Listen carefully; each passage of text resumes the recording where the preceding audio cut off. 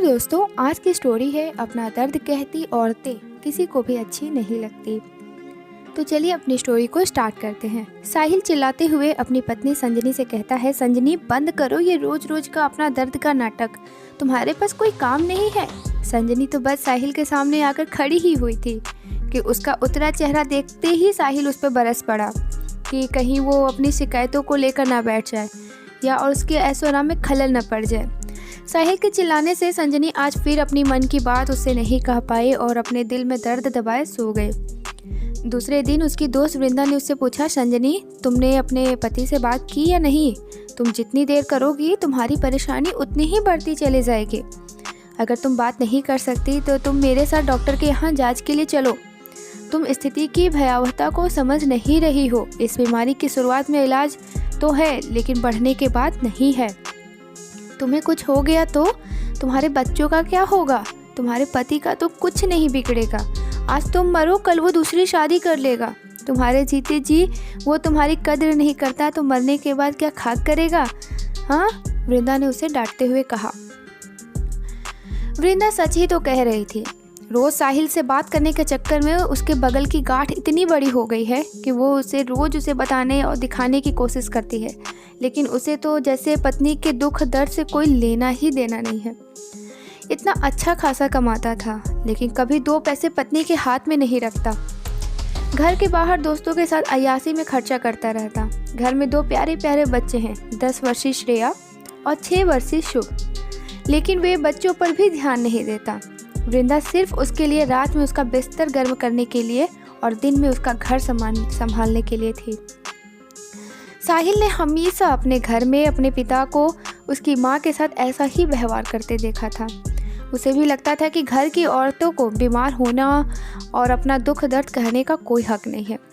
संजू जब भी खुश होकर उसके सामने आती तो वो खुश होकर उसे बाहों में समेट लेता, लेकिन जहाँ भी उसका चेहरा उतरा या उसे कोई तकलीफ़ हो तो साहिल से कहना चाहे तो उसके कहने से पहले ही चीखने चिल्लाने लगता।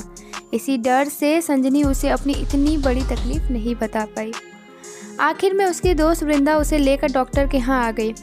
वहाँ जांच में ब्रेस्ट कैंसर की पुष्टि हुई, जिसका आभास संजनी को हो चुका था। उसकी दोस्त ने बिल्कुल सही कहा था कि उसे कुछ हो गया तो उसके बच्चे को कौन देखेगा।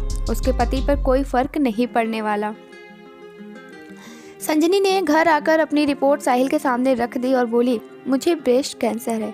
तुमने कभी मेरी बात नहीं सुनी। नहीं, तुम्हें लगता था कि मैं नाटक करती हूँ। मैं कितनी तकलीफ़ में थी ये मैं ही जानती थी।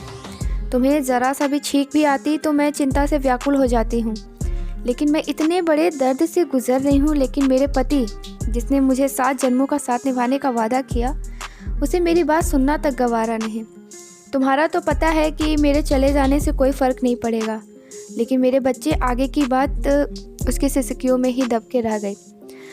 आज पहली बार साहिल ने संजनी की बात सुनी और ब्रेस्ट कैंसर जैसी बीमारी का नाम सुनकर एक बार वो भी सिहर गया। उसने धीरे से आगे बढ़कर रोती हुई संजनी को संभाला और बोला, मैंने तुम्हारी बात न सुनकर बहुत बड़ी गलती की, जिसका नतीजा आज इस बीमारी के रूप में सामने आया। लेकिन तुम बिल्कुल परेशान मत होना, हम लोग कल ही बड़े डॉक्टर से सलाह मशवरा करेंगे। अब तो इस बीमारी का इलाज भी है। दूसरे दिन डॉक्टर से बात करने में पता चला कि उसकी कैंसर अभी शुरुआती स्टेज पर है, इसलिए इलाज संभव है। जल्द ही संजनी का इलाज शुरू हुआ। इस समय उसका कीमो सेशन चल रहा है। उसके सारे बाल झड़ चुके हैं, लेकिन साहिल अपनी पूरी देखभाल करता है। लेकिन उसे ज़िंदगी ने बहुत बड़ा सबक दिया। यही काम उसने समय रहते कर लिया होता तो आज संजनी की बीमारी यहाँ तक ना बढ़ती। लेकिन उसे तो लगता है कि घर की औरतों को बीमार होने का कोई हक नहीं है। संजनी की इस बीमारी ने साहिल को अपनी कद्र करना सिखा दिया। दोस्तों, आपको ये स्टोरी कैसी लगी प्लीज़ कमेंट करके ज़रूर बताइएगा। अगर वीडियो पसंद आए तो वीडियो को लाइक करिएगा, शेयर करिएगा और अगर आप मेरे चैनल पर नए हैं तो मेरे चैनल को सब्सक्राइब ज़रूर करिएगा। तो चलिए मिलते हैं इसी तरह कुछ इंटरेस्टिंग स्टोरी के साथ अपने नेक्स्ट वीडियो में। तब तक के लिए bye bye and take care.